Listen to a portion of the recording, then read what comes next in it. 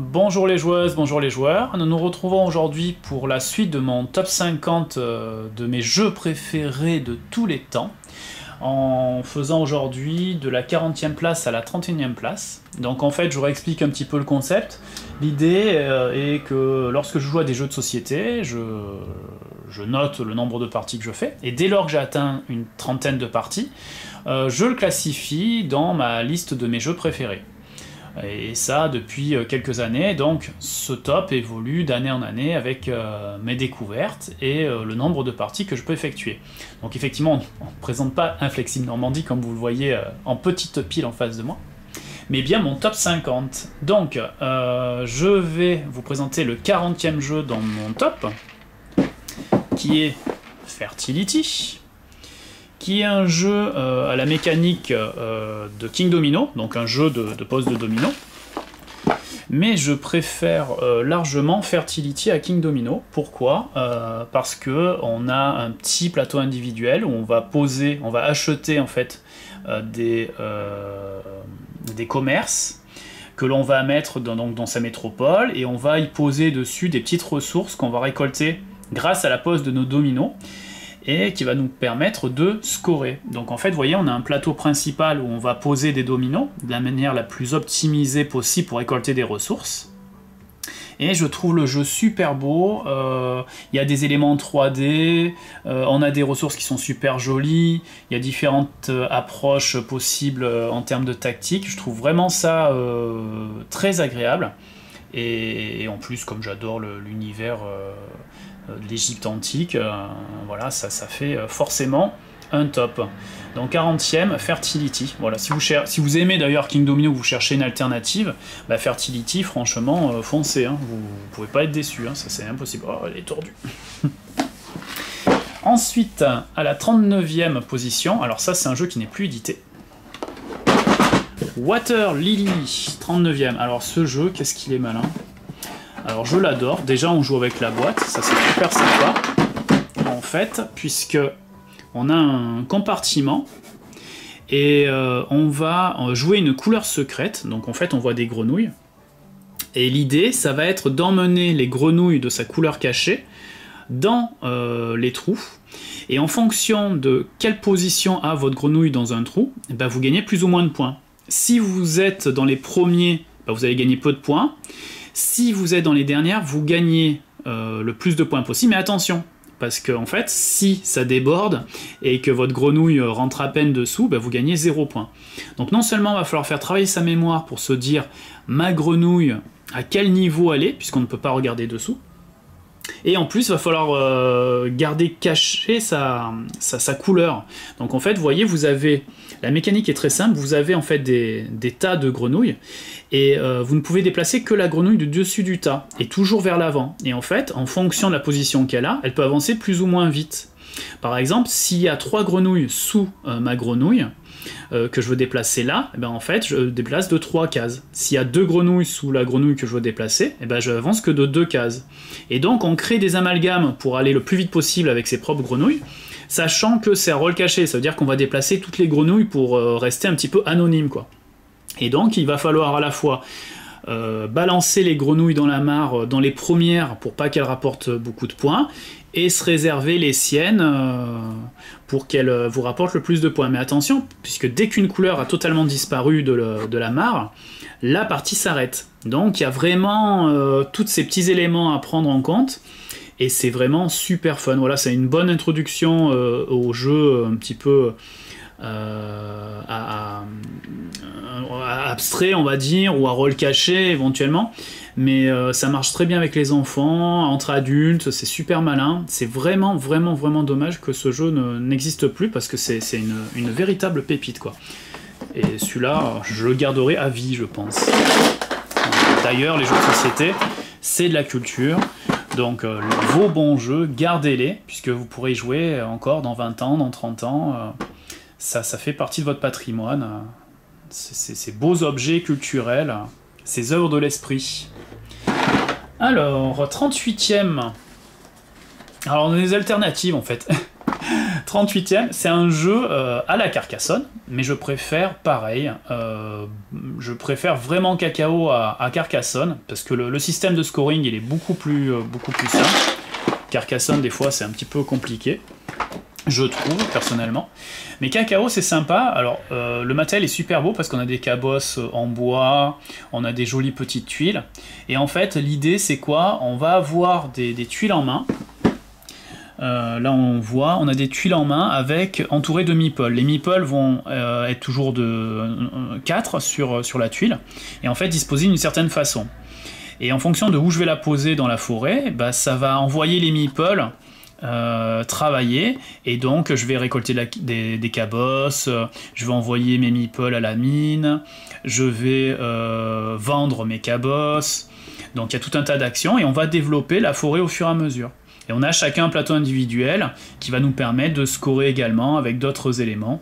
C'est riche, il y a eu 2 extensions qui rapportent beaucoup d'éléments. Et franchement, Cacao, pour ceux qui aiment la famille Carcassonne, pose de tuiles, c'est indispensable. Voilà. Super jeu Cacao. Ensuite, à la 37e position, alors c'est un peu plus lourd là. Pareil, c'est un jeu qui n'est plus édité malheureusement. C'est Hawaii.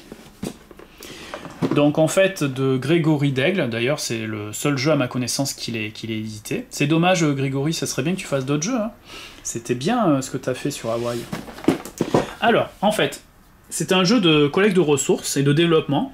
En fait c'est très malin parce qu'on va utiliser des petits jetons pieds pour se déplacer, on va utiliser des coquillages et des fruits pour acheter différents éléments. Et en fait, on va développer son village. Donc on va acheter des tuiles que l'on va disposer horizontalement et verticalement, qui va nous permettre de scorer. Donc il y a tout un tas de petits éléments super sympas. Ça respecte bien en fait le côté troc que l'on retrouve à Hawaï. C'est super joli, c'est très soigné. Les ressources sont magnifiques. Franchement, c'était à l'époque Philosophia, j'aimais énormément. Ils avaient une très belle gamme de jeux, et celui-là franchement j'y rejoue avec plaisir parce qu'il est vraiment superbe, et la mécanique de déplacement, d'échange, de développement de son petit village était vraiment sympa ça. Donc avis aux éditeurs aussi, Hawaii, si vous voulez le rééditer, foncez, c'est super. En 36e place, Kahuna. Alors Kahuna, ça aussi la mécanique elle est vraiment unique, c'est vraiment très malin. En fait on est sur un archipel, on va jouer des cartes qui va nous permettre de mettre des bâtonnets de notre couleur. Dès qu'on a la majorité de connexions sur une île, eh ben on va dire qu'on prend, on conquiert, je sais pas si ça se dit, on conquiert. Donc on fait la conquête, voilà, comme ça au moins on est sûr d'être bon. On fait la conquête de l'île et on marque, en fait on met une empreinte comme ça. Et on va jouer plusieurs manches et à la fin, à chaque manche qui a le plus d'empreintes, on va gagner des points de victoire. Et ce qui est malin dans ce jeu, c'est cette notion en fait de...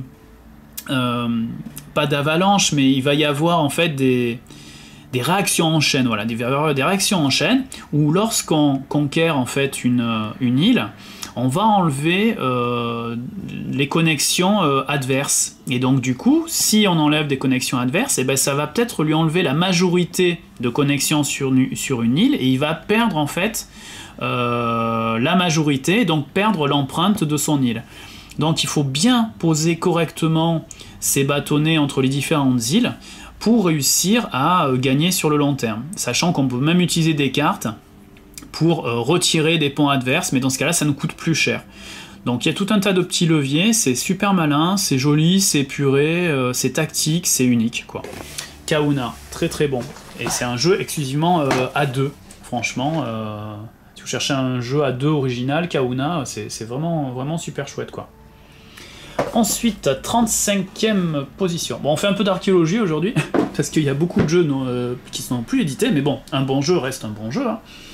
Et Libertalia en est un, magnifique d'ailleurs, d'une maison d'édition, je crois qui appartenait à Croc, qui n'existe plus, Marabunta, qui faisait des bons jeux dits un petit peu experts.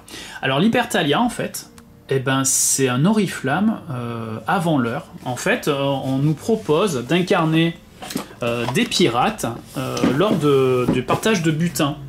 Et en fait, on va avoir un bateau, on va jouer des cartes, chacun on va avoir le même set de cartes, on va jouer des cartes face cachée. Une fois que chacun aura joué sa carte, on va les mettre en fonction de leur puissance alignée.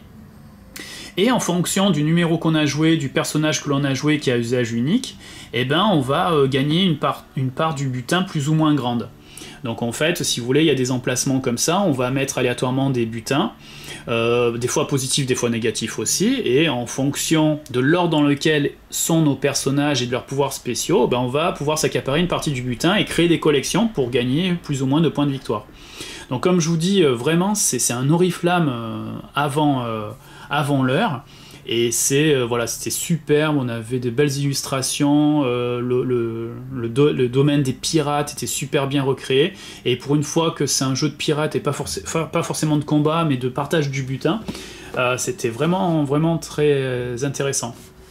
Et c'est Paolo Mori qui l'a créé, qui a je crois créé aussi Augustus, qui est très sympa au passage. Augustus, j'aime bien aussi. Libertalia, donc à la 35e place. On commence à avoir une belle pile de jeux là, ça nous fait une bonne soirée ça. Ensuite, 34e. Alors, les jeux de cette famille-là, il en existe beaucoup. C'est-à-dire des jeux où on va poser des formes sur un plateau pour remplir un plateau personnel.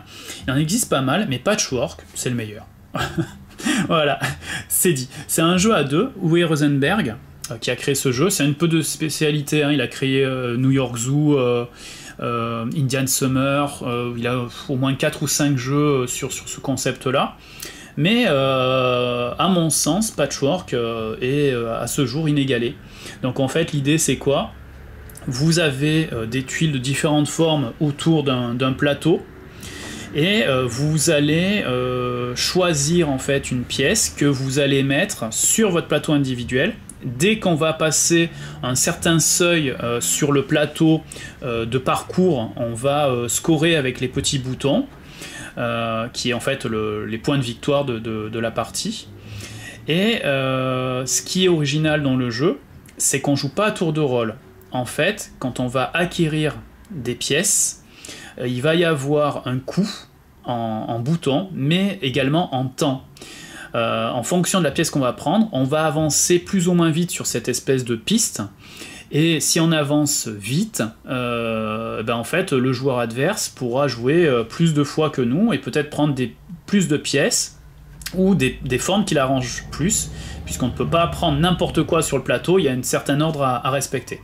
Voilà, donc c'est vraiment un jeu tactique, d'anticipation, de représentation spatiale, c'est super fun, c'est très joli avec ces petits bouts de tissu entre guillemets que l'on met sur un plateau.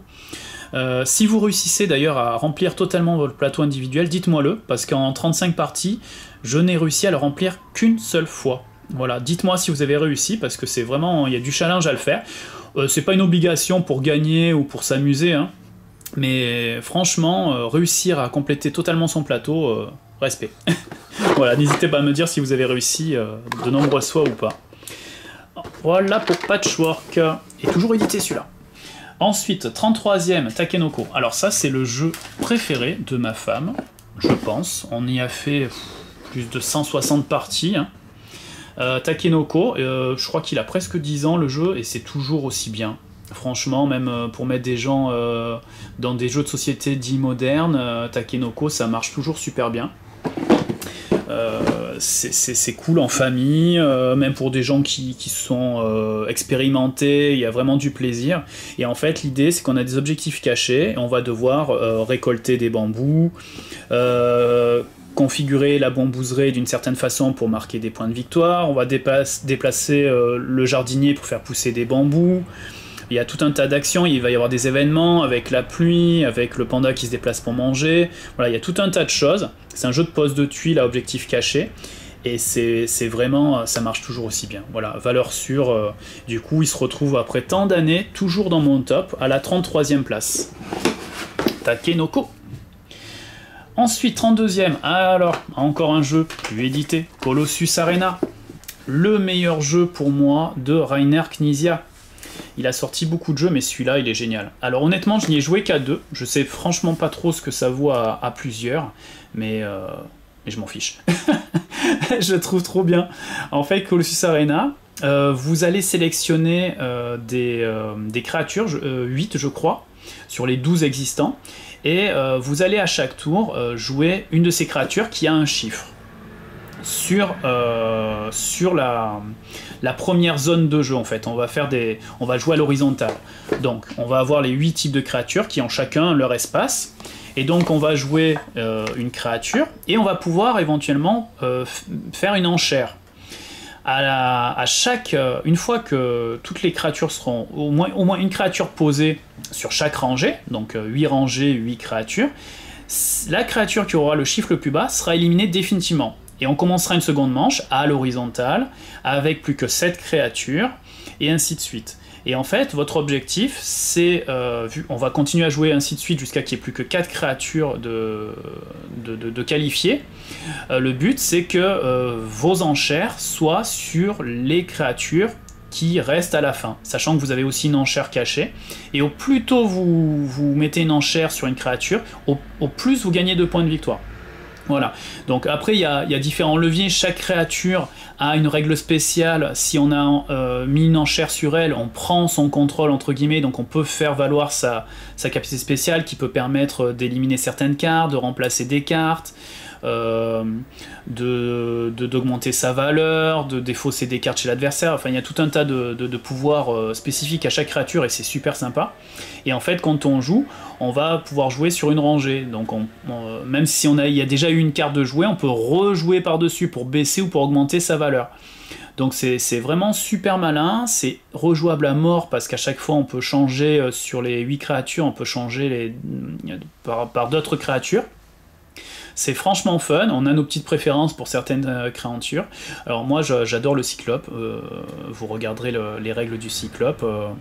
L'étine aussi j'aime bien, bon voilà, vous renseignerez sur celle-là.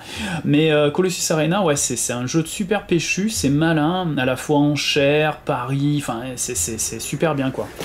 Moi j'aime beaucoup Colossus Arena, et il vieillit très bien, donc j'aimerais bien celui-là aussi que nos amis éditeurs le réédite, ça serait une très bonne pioche. Et il nous reste pour clôturer cette deuxième partie de mon top 50, la 31e place avec Apocalypse au zoo de Carson City. Alors ça c'est d'après une bande dessinée. Et en fait c'est un jeu de stratégie très malin, édité par nos amis de Haut-Plat, Made in France. Voilà, une super équipe et franchement une belle mentalité, et ils font beaucoup pour le jeu de société en France, donc félicitations à eux. Et en plus ils éditent des super bons jeux comme Apocalypse au zoo de Carson City. En fait l'idée c'est qu'on va incarner 4 personnages, une équipe, avec chaque personnage a une valeur spécifique de puissance, et on va se balader dans un zoo à essayer de sauver des animaux et à dézinguer du zombie. Donc en fait, on va positionner une carte sur un des endroits du zoo, récupérer la carte sur laquelle on s'est mis et scorer des points. Sauf que des fois, on peut tomber sur des zombies et transformer en zombies et perdre des points. Et en fait, l'idée, c'est qu'à chaque fois qu'on va se déplacer, on va créer des trous et limiter les déplacements. Sauf que les autres joueurs vous veulent du mal aussi, et en fonction de comment ils se déplacent, ils peuvent en fait vous éliminer. Et du coup, il y a ce jeu-là de déplacement tactique pour essayer de récupérer le plus de points de victoire, et en même temps, éviter les adversaires qui vont vous tendre des pièges avec des mouvements bien subtils et bien sympas, quoi. D'ailleurs, ce jeu bénéficie d'une extension qui apporte des éléments supplémentaires et qui est tout aussi essentiel que son jeu de base. Donc vous voyez, il est abîmé, ça prouve qu'on y joue. Hein. Voilà, donc 31e Apocalypse au zoo de Carson City. Ben voilà, bah écoutez, là, on a fait une bonne vue de superbes jeux. Ben voilà, et ben voilà, j'ai envie de jouer. Ah, c'est malin ça. J'ai envie de jouer à tous ces jeux-là. Bon, bah écoute, on va essayer. Par quoi je pourrais commencer? Bon, je vais voir ça. Bon, en tout cas, je vous remercie d'avoir regardé cette vidéo.